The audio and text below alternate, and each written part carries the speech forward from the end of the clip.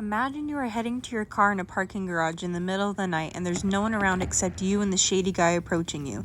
They grab you from behind and you don't know what to do or how to respond. Chances are you're going to be kidnapped or robbed or even worse, killed. Hi guys, so I'm going to teach you a few very simple but effective self-defense techniques that, even though I hope you never have to, you will be able to use if you were to ever find yourself in any of these situations. You cannot by any means be concerned about the well-being of the other person. They're trying to harm you. They are trying to kidnap you, possibly rob you, even maybe kill you. You cannot be concerned about their well-being. You have to put up the best fight you can and defend yourself to the best of your ability. Having a general idea of what you could do in a situation where you're being attacked increases the chances of the outcome being more in your favor. Say if you know a specific set of moves or even some simple self-defense techniques, you have a higher chance of fighting back than you do of freezing in that moment. Everybody should know a few basic self-defense techniques because anyone can find themselves in a situation where they would need it. You're not always going to have your friends and family with you.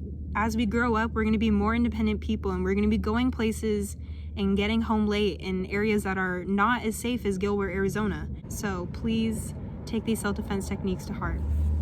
So the first thing you need to know is you need to be loud.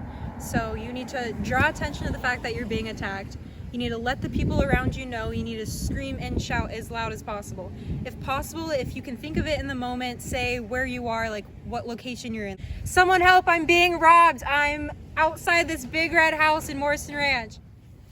There are points on the human body that can cause critical and immobilizing damage if you hit them correctly and with good enough force. So I'm going to show you on Carson a few of the target areas.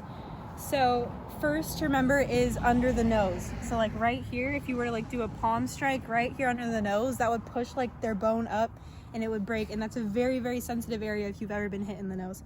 Another part is the eyes. Of course, the eyes are super sensitive, so you could like poke them in the eyes. Okay, so the next critical spot is the neck.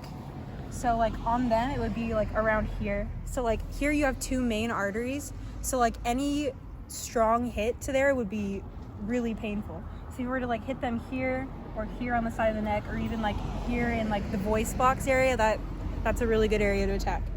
Okay, a few other key places are the groin. So if you were to like punch them or sword hand them, that'd be great. And then another place is like your elbow, like joints, like you could hyperextend their joints easily, or like the knee right here. If you were to hit that, it's really sensitive and that's good. The last target area you need to know is the feet. So if you were to like stomp with your heel onto their foot or their toes, that'd be good. Okay, so just to review, know the target areas. There are the nose under the tip right here, the eyes, the neck, the groin, joints, feet, and your knee. Okay, so the next step is to know when to run away. If you feel like you've immobilized them to the point where you can successfully get away and safely and quickly get away, then run. Run as fast as you can to the nearest populated area and tell someone your experience. Tell them what happened so they can call the police or they can file a report of what happened. And also, don't go back to where you came from unless you have someone to accompany you, because that person could still be there and they could attack you again. First, grab their hand that is grabbing your shirt so you are now the one with the leverage and control. Get a good grip on it. Second, step your leg back to create space between you and the attacker. Third, up and chop. Take your forearm up to hyperextend their elbow, bring it around and hit their arms so they come closer to you, then sword hand their neck and aim for the front of the neck near the voice box and the major artery. First, grab their hand with the arm that isn't being grabbed. Second, sword hand their neck.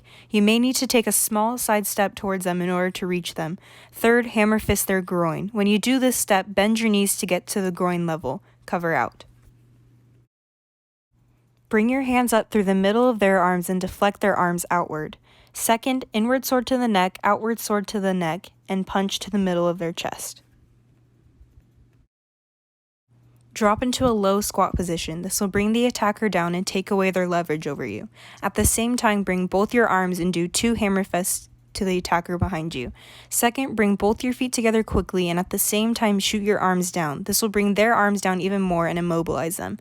Finally, fully break away by kicking their right leg and then stomping on their foot.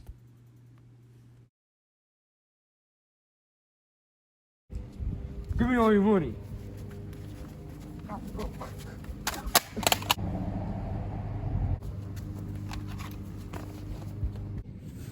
I want you guys to remember the key components of defending yourself above any specific move or combination of moves. Because when it comes down to it, you just need to defend yourself and get away. You need to survive and you need to get out of that situation where you're being attacked. I want you to remember to be loud. Draw attention to yourself. Draw attention to the situation. Alert the people around you that you're being attacked and that you need help. Yell and scream as loud as you possibly can. And I want you to remember to know the target areas. You have the eyes, the nose, the neck, joints, the groin, and the feet. Remember the target areas because those are the areas that you're gonna want to go after if you're trying to defend yourself. And you need to know when to run away. You need to have a sense of when you can get away successfully without them being able to recover and just attack you all over again. If you know specific moves that you could use, like I use a sword hand in the techniques I showed you a couple times, that's really important. Or also a hammer fist. Those are really good moves you could use if you needed to defend yourself. Again, I really hope none of you have to ever use this, but if you do get in that situation, I hope you can remember some of these techniques. If you could, maybe practice them, like just remember up and chop, or just remember the target areas because there are good and bad people in this world and I want you guys to be able to get away as safely as possible. And yeah, thank you.